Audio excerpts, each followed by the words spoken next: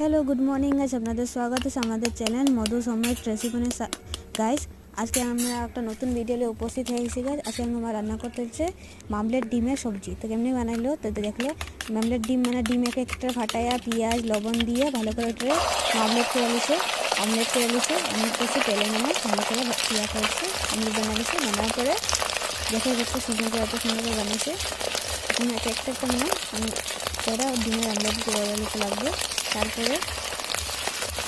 তারপরে কড়াই মানে তেল দিয়ে দিতে লাগবো।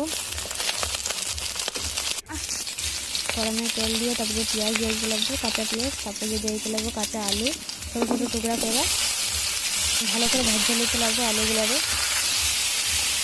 তারপরে দিয়ে দিতে লাগবো পেঁয়াজ আর রসুনের পেস্টটা, ভালো করে লাড়াচাড়া করতে লাগবো। লাড়াচাড়া করার পর দিতে লাগবো লবণ, হলদি গুঁড়া, জিরা গুঁড়া, মরিচের গুঁড়া, ভালো করে স্বাদ অনুসার যেটুকু পরিমাণ আছে ফ্যামিলি কোয়ান্টিটি হিসাবে এটা দেওয়ার পরে ভালো করে লাড়াচাড়া করার পরে জল একটু দিয়ে দিতে লাগবো।